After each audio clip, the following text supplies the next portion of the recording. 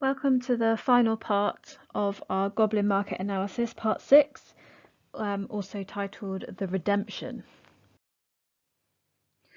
So in this final section of Goblin Market, this is following the fact that Lizzie has gone to the Goblin Market to stand up to them against the awful things that they have done to her sister, and she was attacked by the goblins, but came away relatively unscathed in terms of her purity and her reputation.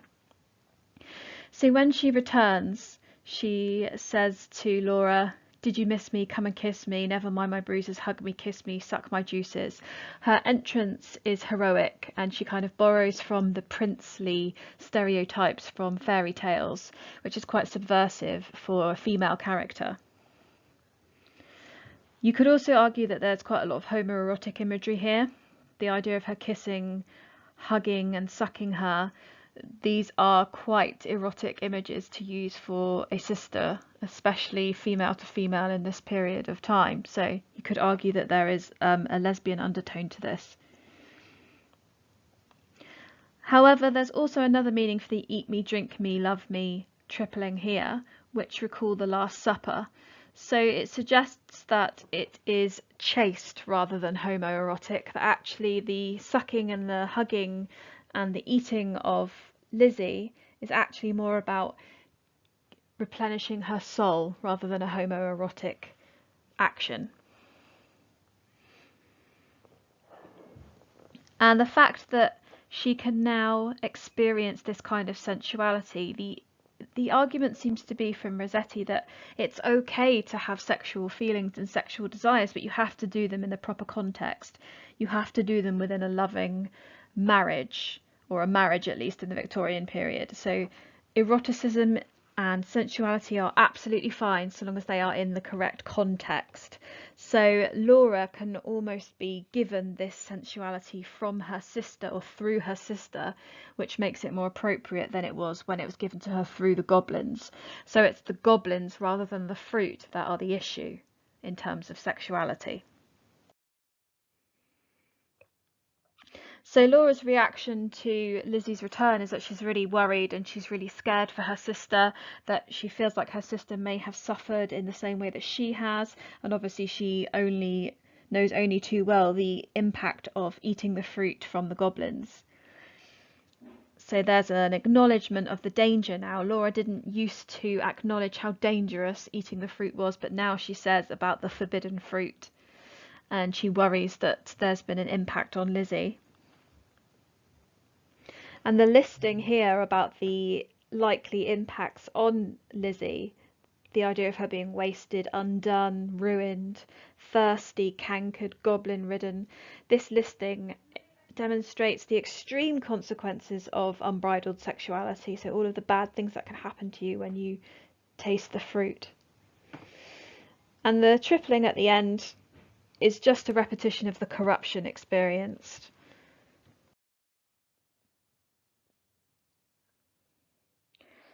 Lizzie is promoted as a saviour again in this part of the poem. The fact that Laura clings to her and kisses her and she cries for her just shows how grateful she is to Lizzie for everything that she's done, which really heralds Lizzie as this Christ-like figure as she has been previously presented. The emotional outpouring of Laura perhaps suggests some sort of feminine instability, and it contrasts a lot with Lizzie because Lizzie's very stoic and Lizzie kind of keeps her emotions to herself, which perhaps is more in keeping with a Victorian temperance. And the fact that Laura is really quite over emotional defies this idea of a Victorian detachment and not being in touch with your feelings. And again, we've got this repetition of the homoerotic imagery, the fact that she kisses and kisses her with a hungry mouth. There's safety in Lizzie's sensuality, and we spoke about this previously. The idea is that they have to embrace their sensuality rather than renounce it, but again, it needs to be in the correct context. So you're allowed to kiss, you're allowed to hug, but it has to be within the confines of marriage. And Rossetti really promotes marriage as the vehicle for exploring sexuality. So once Laura has had her final taste of the goblin fruit through Lizzie, she goes on this journey of redemption, and there's a semantic field of poison here, but also of possession. But similarly, you could argue that this is a semantic field of salvation and transition, because the drinking of the fruit this time, or the eating of the fruit this time, takes her on some sort of transitional journey where she's writhing around and it doesn't taste as good as it used to, but she's leaping, she's singing, she's ringing, she's almost having some sort of fit, some sort of physical transformation. And this ends ultimately in a symbolic death. So she has to go through this death in order to be resurrected as Jesus was. And her locks are described as streaming like the torch, and this gives the implication or the impression that her hair is returning to its former beautiful blonde glory.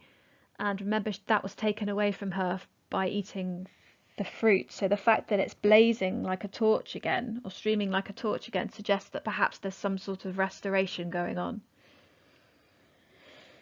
And the animal imagery used down here to describe her, so the similes used to describe her, connote strength. So the eagles, the horses, they're all very strong animals. So she's regaining her strength. Remember, before she was lethargic and she was losing all of her energy. Now she's becoming strong again. And there's a suggestion that she's now being freed, which perhaps suggests the fact that she's surrendering herself to a better life, or a better way of exploring her sensuality, means that she can free herself from the impact of the goblins. And the description of the death goes on for another stanza. It's quite a lengthy description, and perhaps this is for Rossetti to demonstrate to her readers the extremes of the punishment, the extremes of what can happen to you when you go down the wrong path, and perhaps that acts as a warning to her readers. The fire here, and we've seen fire used quite a lot throughout the poem, in this respect I think it refers to the idea of a purge. So fire is really destructive, but once it's burnt everything, it leaves almost like a completely clean slate that you can rebuild upon. So perhaps that's what needs to happen to Laura. She needs to be burnt down so that she can be built back up again. It's obviously a very graphic image and very destructive. And perhaps Rossetti argues that that's what you have to go through. That's the process you have to work through in order to be restored. Lots of hyperbole here. The image of death, where it's about an earthquake, it's about lightning, it's about trees being uprooted. So it's a really dramatic description of the death of Laura. And then down here we've got this pleasure past and anguish past, death and life. So these juxtaposed words with the pleasure, the anguish, the death and life indicates that there's a very close link between these feelings, or almost a very thin line between these two different states of being, and it's very easy to cross from one to the other. You have to be really observant and you have to be really careful. And this rhetorical question could be a warning, or it could be a doubt. Are we living? Are we not living? What do you need to live? Do you need to explore your sexuality to live, or does it just ruin your life? So there's that element of ambiguity in that rhetorical question. So now we're being told that there is life out of death, which is akin to Jesus' sacrifice, so the fact that he had to die for life to get better. Lizzie retains her Christ-like image because even though she's just been attacked by a packload of goblins, she stays by Laura's side all night. She watches her, she makes sure that she's breathing, she makes sure that she has enough water, and she stays up all night to make sure that she's okay. So she constantly retains this saviour-like image, this perfection. And the fanning leaves at the bottom again brings in this imagery of Jesus, which could echo the palm leaves that were laid out for Jesus on Palm Sunday when he entered the town that he was going into. So perhaps this could symbolise the entering of Laura into redemption.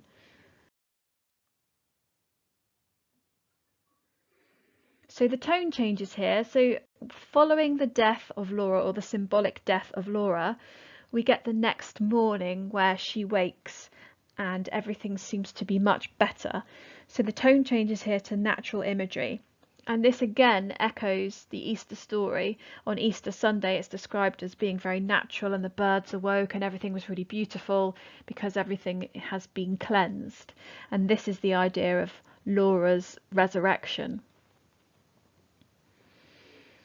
And it talks about the early reapers, which contextually refers to farmers and the fact that it's really early in the morning. It just symbolises a time, but also could represent something along the lines of the Grim Reaper, so the taking of souls. So perhaps Laura has had her soul taken and cleansed and then given back to her. Maybe that's what that symbolises. So lots of imagery of spring, the idea of there being new life with the birds, the streams, the lilies, everything seems new and beautiful.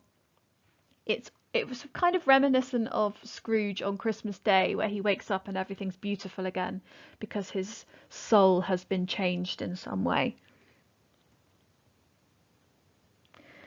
And when Laura wakes, it seems like she has been unspoilt by previous events, and this is quite a fairy tale trope, that the princess wakes up and has no idea of what's happened before, but just carries on as normal. So she's untouched by the things that have happened to her previously. And this is quite subversive because I think as a reader we would expect her to be changed in some way or tainted in some way, but actually she manages to be restored to her previous glory. And we know this because her locks have returned to how they were. She's got her gleaming locks back again, which we thought were lost because she sacrificed them to the goblins, but now they've returned. So the final stanza kind of works as an epilogue for the poem. So we find out what happens to Laura and Lizzie years after the event of the Goblin Market. So it's an unspecified time, but we find out that both women have become wives and mothers. And it could be argued that they have succumbed to traditional values. So perhaps the idea is that you have to adhere to traditional Victorian values in order to be a valuable member of society, or to redeem yourself, you have to become a wife and a mother. So you almost have to toe the line and not do things that you aren't meant to do in order to be respected. And interestingly, as we mentioned about the last stanza, the fact that Laura and Lizzie are both presented as being perfectly normal gives the impression that Rossetti believes that there isn't a woman alive that can't be redeemed in some way. And this links to her work with the fallen women in the penitentiary, the idea that she believes that everybody can be saved. And that's quite a nice sentiment, really, because fallen women wouldn't usually have been given the opportunity to get married or to have children, because they would have been tainted. Their reputations would have been spoiled to the extent that they would have been untouchable by people because they would have been tainted. So the fact that Laura gets to live out her days as she was meant to in this time period suggests that she is able to be redeemed. And there's a reconciliation between sexuality and domesticity. So Rossetti doesn't seem to be saying that you have to renounce your sexuality. She seems to be saying that so long as you're married and you're doing it responsibly, there's nothing wrong with having sexuality. You just need to make sure it's in the right context. It's interesting that now they're mothers, they are still fearful. So this could be this cyclical idea of patriarchal standards, meaning that women constantly have to worry about their reputations and sexuality. So they have to worry about it for themselves, and then the cycle goes forward, they have to worry about it for their daughters, and then their daughters have to worry about it for their daughters. So it goes on and on and on. And then there's this repeated warning here. Now Laura is telling her children about the story of the Goblin Market. So she's almost taken on the role of Jeannie. Jeannie was the warning to her. Now she's the warning to her children. Again, representing this cycle. And in the description of the goblins, Laura returns to presenting them as wicked and evil. whereas she did have a time before where she didn't refer to them in such a severe way. So now she's taken on this retrospective idea of the fact that they are actually evil, so she's learnt her lesson. And the juxtaposition between the honey and the poison acknowledges the fact that it's really difficult to resist temptation, because it does seem sweet and gorgeous, but there's that other side to it, that underbelly to it, which makes it really dangerous. So she's almost realistic in the way that she represents this to her children. And then there's the echo of the narrator's line, men sell not such in any town. That was echoed before, and it gave us the impression previously that the narrator empathized with Laura and the way that she gave in to temptation, so perhaps that's still the case. And Lizzie again is presented as the saviour, and it's not Laura's husband, and we assume she has a husband, who has saved her. It's Lizzie, and it's still Lizzie that retains that image of the saviour. So again, it's subversive, because it should be the man who saves her from her plight. And the final part, Rossetti seems to create a matriarchal utopia here, so a perfect world where women are responsible for each other. And this could seem like an early first wave feminist idea, where she says there is no friend like a sister. So even though they're both married, the husbands aren't mentioned, and actually Laura's message to her children is that your female friends and your female sisters are the most important thing. They are the people that are going to keep you together. They're the people who are going to protect you. It could be an early feminist message about women supporting each other to counter the idea of predatory men, the idea that it's only women who can save other women. And just a little context, or critical context at the end. So the poem ends on a positive note for it gives women money, fruit, pleasure, children, and laughter, from Leighton. And then Thomas Carlyle notes, it is only with renunciation that life, properly speaking, can be said to begin. So just a little critical theory there to end this on, just to let you think about what the message Rossetti is trying to convey through this poem.